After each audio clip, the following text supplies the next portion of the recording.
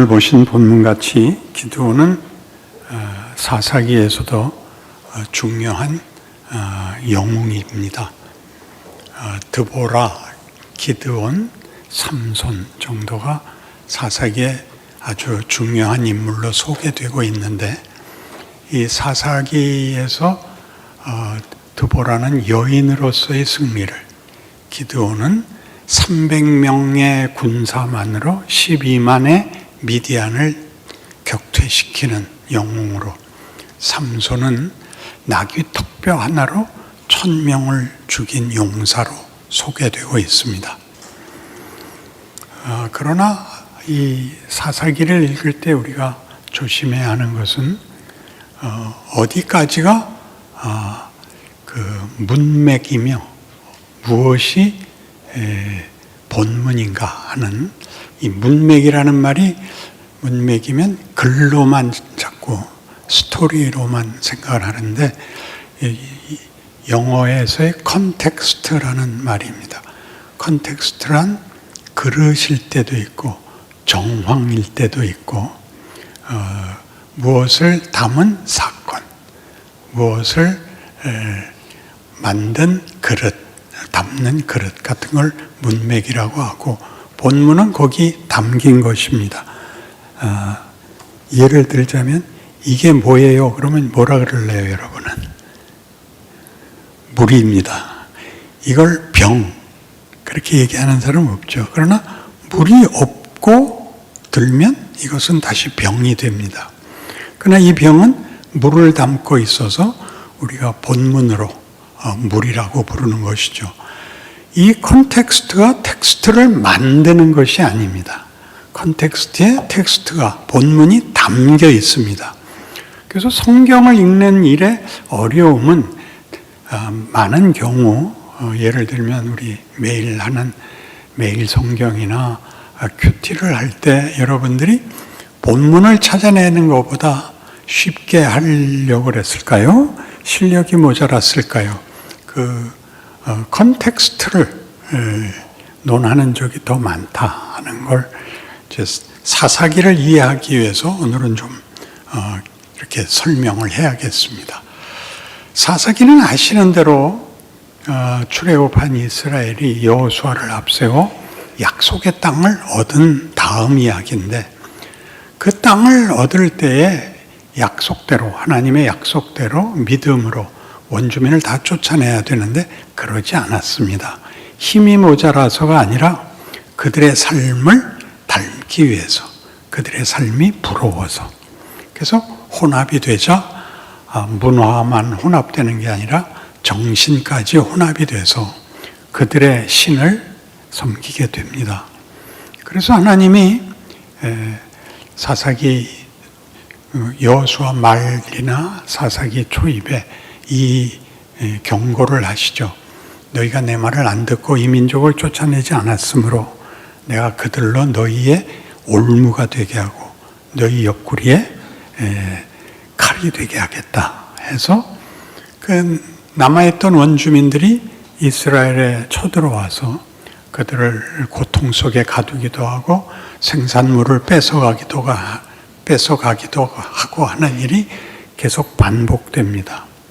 그 고통이 심해지면 하나님께 와서 살려달라 그러면 하나님이 사사를 세워서 이스라엘에 평화를 주고, 꼭 후렴처럼 그 사사가 사는 날 동안 그 땅이 평안하였더라 하고 다시 재난이 닥치고 또 백성들은 울부짖고 하나님은 다시 사사를 세우고, 그러니까 사사기에 반복되는 패턴이 되는데, 지난번에도 말씀드린 것 같이 이 패턴을 하는 이유가 뭐냐 하지요.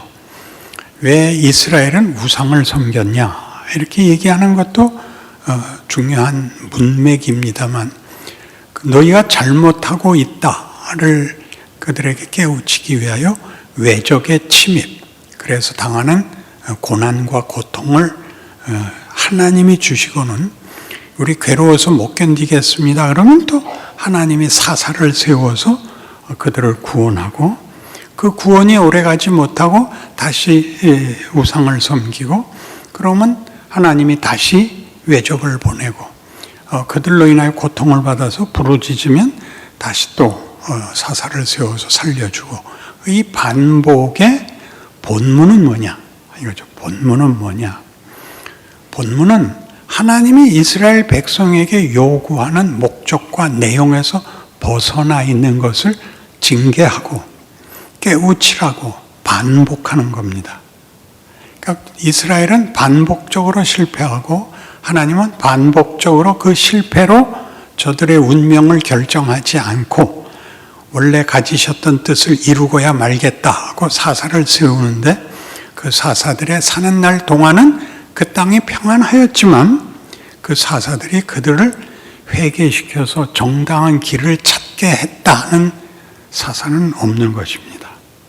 그러니까 우리가 사사기를 보면서 이제 확인해야 될 것은 하나님이 뭘 하시려고 이런 역사, 반복되는 도대체 뭐가 뭔지 모를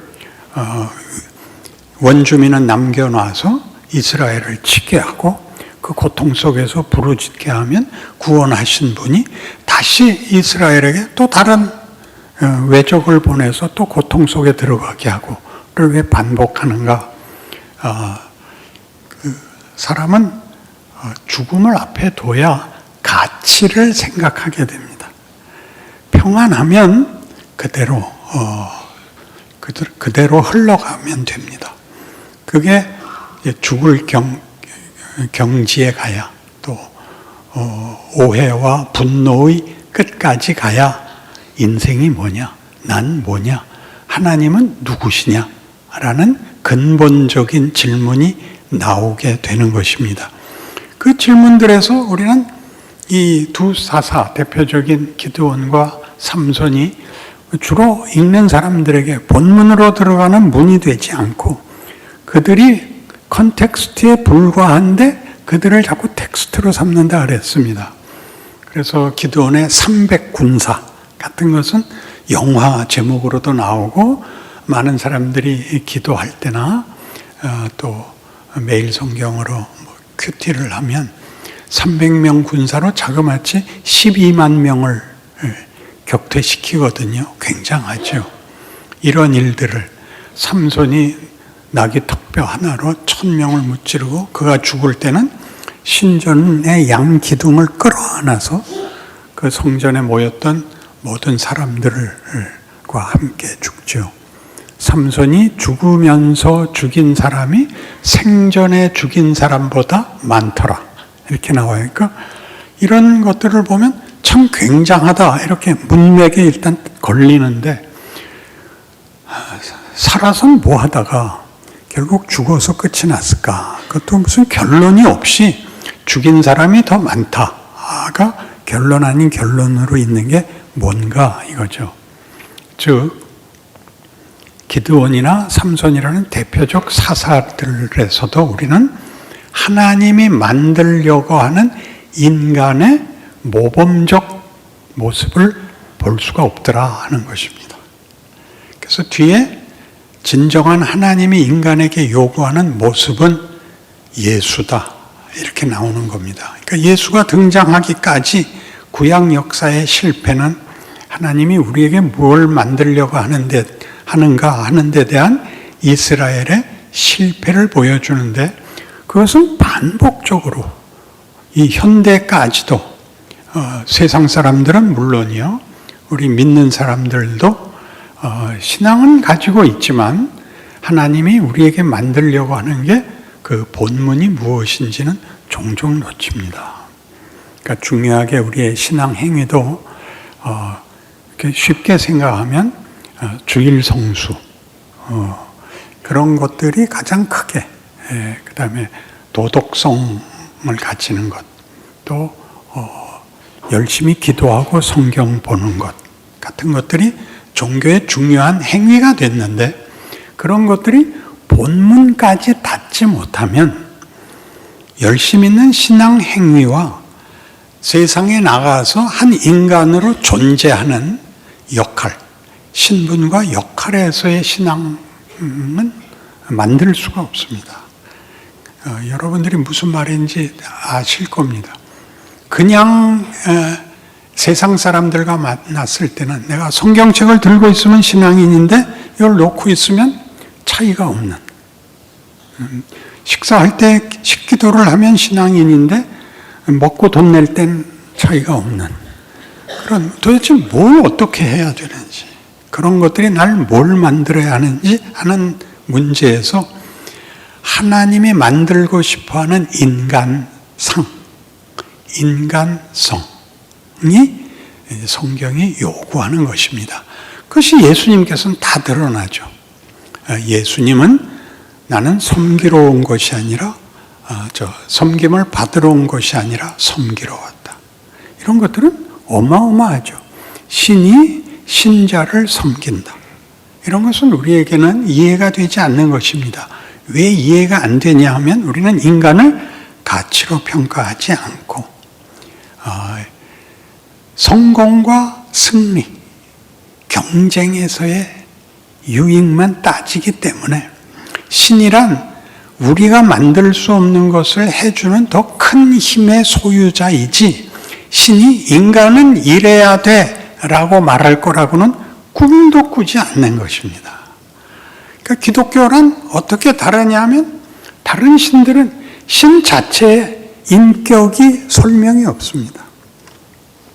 모든 우상들은 우리가 인간이 만들었기 때문에 인간의 필요를 위해서 만들었죠.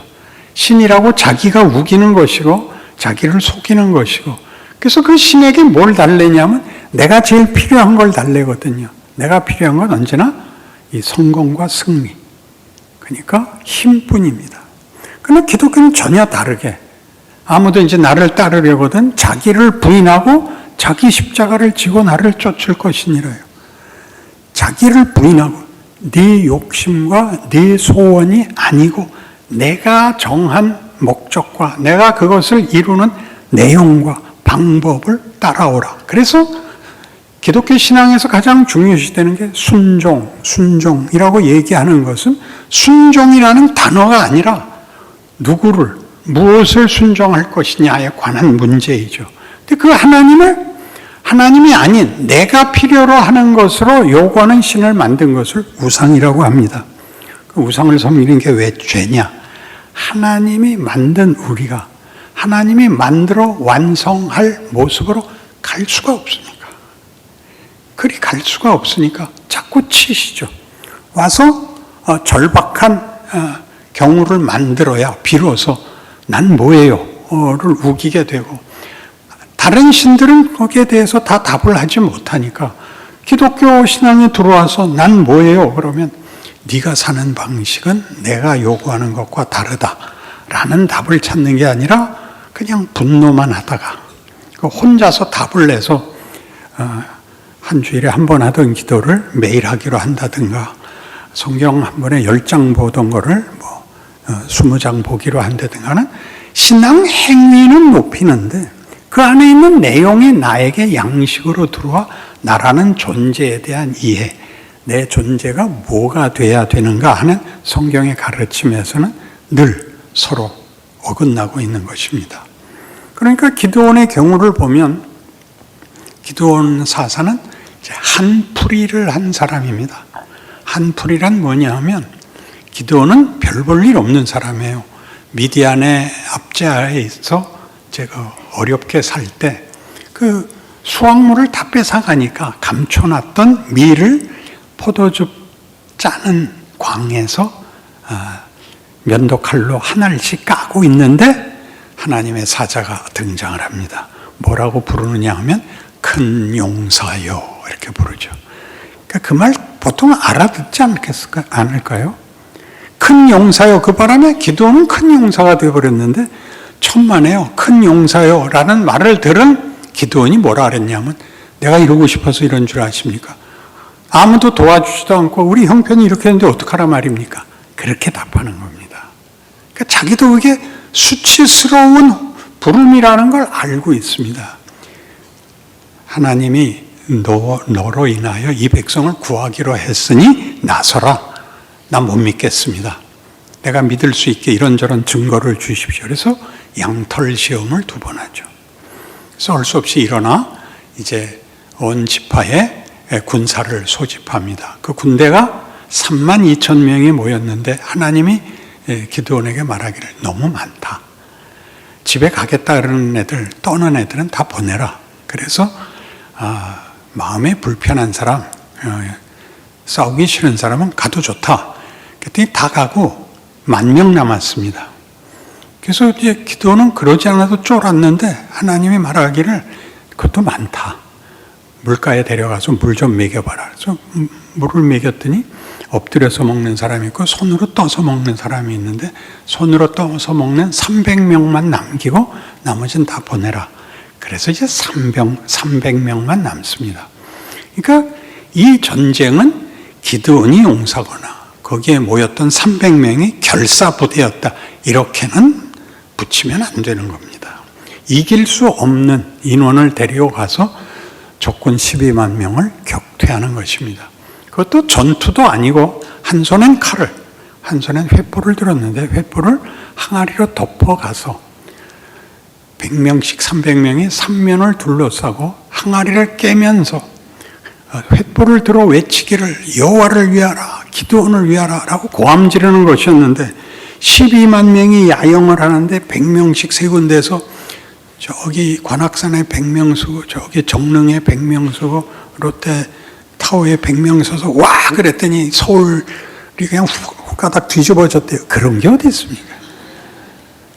근데 그냥 적군이 혼란에 빠져가지고 지들끼리 치고받고 해서 이기고 돌아오죠. 백성들이 왕으로 삼습니다. 그러나 거절합니다. 그는 차마 거기까지는 못 가겠지만 그 한을 풀기 위해서 전리품 중에서 금을 다 받아가지고 에봇을 만듭니다. 에봇은 제사장의 예복입니다. 그러니까 당시 왕이 없을 때에 이스라엘 사회에서 제일 높은 권위의 자리지요. 그러나 그가 만만치 않은 야심을 속으로는 품고 있었다는 어디서 나타나느냐 하면 부인도 많고 자식도 많이 두고 초백에서 난 아들 이름이 아비멜렉인데 아비멜렉은 나의 아버지는 왕이다. 그런 말입니다. 그러니까 아마 취중에 털어놓은 것 같습니다. 그래서 그는 그러고 죽고 말아서 우리가 더 이상 추측을 못하고 있는데 실상 보는 바와 같이 기드온은 부름을 받았을 때의 처지나 그의 용맹성에서는 전혀 영웅의 기상이 없었는데 결과를 보고 나서는 간땡이가 벗었다. 이렇게 우리가 알 수 있습니다. 삼손은 태어날 때부터 특별하게 태어납니다. 임신 전에 그래서 여호와의 사자가 찾아와서 애를 하나 낳을 것인데 그는 태어날 때부터 하나님께 바친 존재이니 나실인이 되어야 한다. 나실인은 독주를 먹을 수 없고 머리를 자를 수 없습니다. 삼손이라는 이름은 강한 자라는 뜻인데 그는 사자를 찢어서 죽이기도 했고 여러 가지 이렇게 저렇게 모든 싸움에서 승리를 했는데 그는 그때마다 여인에게 걸려서 싸움질을 하게 되고 블레셋 여인입니다. 그것도. 그래서 블레셋 사람들과 이제 척을 질 수밖에 없게 됐고 나중에 들릴라에게 속아서 그 비밀을 알리죠. 나는 나실인이라 머리를 자르면 힘을 못 쓴다. 그래서 술을 먹이고 머리를 자르는 바람에 힘을 못 써서 신전에 갔다가 묶어놓고 눈알을 빼버렸죠. 세월이 지나서 머리카락이 다시 자라고 그를 데리고 나와서 구경꾼들 앞에 재롱을 부리려고 했는데 하나님 이번만 한번 힘을 더 주십시오. 내가 저들과 함께 죽기를 원하나이다 하고 기둥을 움켜잡아 부러뜨려 그 신전에 모였던 아마 몇천 명 이상 되는 관중들과 함께 죽습니다. 그러니까 그는 폭력과 보복 외에는 그의 인생에서 본문이 없습니다. 이 두 사람을 대표로 세워서 말하자면 성경이 이스라엘이 죽도록 놔둘 수는 없는데 잘잘못으로 살려주고 죽고의 문제가 아니라 내가 이스라엘을 어디로 데려가야 되는데 이것들이 저쪽으로 가는 바람에 내가 할 수 없이 칠 수밖에 없었지만 다시 기회를 주어 내가 가고 싶은 데를 가겠다고 돌이키기를 바라는데 그 지도자로 세움을 받은 자들도 하나님의 뜻을 헤아리지 못합니다. 이것이 말하자면 구약 역사입니다. 신약에 오면 어떻게 됩니까? 예수님이 오셔서 하나님이 우리의 아버지이신 것, 우리를 사랑하시는 것, 우리를 사랑하사 아버지의 아들답게 만들겠다는 것, 그걸 위해서라면 예수가 십자가를 져도 좋다는 것, 여기서 완연하게 바뀌죠. 그래서 여러분 에베소서 1장 7절 이하의 말씀을 함께 보십시다. 기드온과 삼손에 비하면 바울은 무엇을 알고 있는가를 이제 대조하는 것입니다. 7절 말씀부터 함께 봅시다. 우리는 그리스도 안에서 그의 은혜의 풍성함을 따라 그의 피로 말미암아 속량 곧 죄사함을 받았느니라. 이는 그가 모든 지혜와 총명을 우리에게 넘치게 하사 그 뜻의 비밀을 우리에게 알리신 것이요 그의 기뻐하심을 따라 그리스도 안에서 때가 찬 경륜을 위하여 예정하신 것이니 하늘에 있는 것이나 땅에 있는 것이 다 그리스도 안에서 통일되게 하려 하심이라. 모든 일을 그의 뜻의 결정대로 일하시는 이의 계획을 따라 우리가 예정을 입어 그 안에서 기업이 되었으니 이는 우리가 그리스도 안에서 전부터 바라던 그의 영광의 찬송이 되게 하려 하심이라. 그 안에서 너희도 진리의 말씀 곧 너희의 구원의 복음을 듣고 그 안에서 또한 믿어 약속의 성령으로 인치심을 받았으니 이는 우리 기업의 보증이 되사 그 얻으신 것을 성량하시고 그의 영광을 찬송하게 하려 하심이라. 예수 안에서, 그러니까 우리가 기드온과 삼손 안에서는 못 본 거죠. 하나는 한풀이에 불과했고 하나는 폭력에 불과한 본문 자체는 그들이 나라를 구한 게 본문이 아니라 나라를 구한 거는 여기에서는 컨텍스트에 불과한 것입니다. 저들이 우상을 섬겼다가 살려달라고 외쳤다가 사사가 등장하여 저들을 구원했다가 그래서 잠시 하나님 앞에 말 듣는 것 같더니 사사가 죽자 다시 돌아가고 이 반복 속에서는 우리가 찾을 수 없었던 본문이 예수 안에서 나오는 것입니다. 여러분 9절 보시면 그 뜻의 비밀을 우리에게 알리신 것이요 그의 기뻐하심을 따라 그리스도 안에서 때가 찬 경륜을 위하여 예정하신 것이니 하늘에 있는 것이나 땅에 있는 것이 다 그리스도 안에서 통일되게 하려 하심이라. 그러니까 그 사사들과 기드온, 삼손, 예수를 이렇게 놓아보시면 분명해집니다. 기드온이 한 건 뭐라고요? 한풀이였다고요. 삼손이 한 건 폭력에 불과했다고. 보복이 다예요. 너 째려보면 죽여. 이게 다고 본문이라는 게. 예수는 우리를 위하여 죽는데 왜 죽죠? 하나님의 영광을 찬송하게 하려고. 하나님의 영광에 찬송이 되려고. 하나님이 영광스럽다는 걸 우리를 어떻게 만들고 무엇을 만드느냐로 우리가 고백하게 만든다. 이게 예수인 것입니다.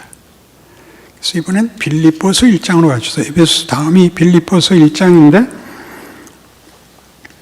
20절부터 또 나왔죠. 네. 빌립보서 1장 20절부터 26절까지 또 함께 읽습니다. 나의 간절한 기대와 소망을 따라 아무 일에든지 부끄러워하지 아니하고 지금도 전과 같이 온전히 담대하여 살든지 죽든지 내 몸에서 그리스도가 존귀하게 되게 하려 하느니 이는 내게 사는 것이 그리스도니 죽는 것도 유익함이라. 그러나 만일 육신으로 사는 이것이 내일의 열매일진데 무엇을 택해야 할는지 나는 알지 못하노라. 내가 그 둘 사이에 끼었으니 차라리 세상을 떠나서 그리스도와 함께 있는 것이 훨씬 더 좋은 일이라. 그렇게 하고 싶으나 내가 육신으로 있는 것이 너희를 위하여 더 유익하리라. 내가 살 것과 너희 믿음의 진보와 기쁨을 위하여 너희 무리와 함께 거할 이것을 확실히 아노니 내가 다시 너희와 같이 있으므로 그리스도 예수 안에서 너희 자랑이 나로 말미암아 풍성하게 하려 함이라. 나에게는 그리스도의 존귀함을 소유하고 증거하는 것이 기쁨이요, 내가 살아있음은 나로 인하여 너희가 그리스도를 자랑하게, 그 자랑이 풍성하게 되는 일을 돕는 일이 나의 살아있는 가치란다, 이렇게 얘기를 하고 있습니다. 그러니까 여러분들이 신앙생활을 이 주일날 출석하고 소위 말하는 주일 성수, 성경 필독, 기도 여러 많은 횟수와 시간, 이런 것들이 신앙의 방법론이라면, 그게 컨텍스트라면 거기서 무엇을 배우느냐는 세상에서 배웁니다. 여기서 배운다는 뜻은 거기서 도전을 받기 때문이요, 거기서 핍박을 받기 때문이요, 거기서 왜곡을 당하기 때문입니다. 그때 어떻게 해야 되느냐, 여러분이 기드온으로 갈지 삼손으로 갈지 그 둘에 거의 다 가고 저만 아마 이쪽 바울 쪽으로 오지 않을까 싶습니다. 이런 도전을 받는 것이 6일이라는 이 한 주간의 인생이요 현실이다. 그것은 우리를 넘어뜨리려고 있는 것이 아니라 10번 쳐서 1번 성공하면 굉장한 것입니다. 축구 경기를 말하는 것인데 골을 10번 때려서 1번 들어가는 걸 잘한다 그러니까 여러분이 여러분의 본문을 알아야 되고 그 아는 걸 키우는 일에 본문 아닌 것으로 여러분을 위협하고 유혹하는, 주일 하루 와서 우리끼리 아무 도전 없이 우리끼리 찬송하면 그만인 이 자리 말고 너는 예수 믿는다며 라는 비난과 그래서 뭐가 난 게 있어? 라는 이런 조롱까지 다 속해서 여러분이 이기셔야 됩니다. 어떻게 이겨야 되느냐? 대꾸를 안 해야 됩니다.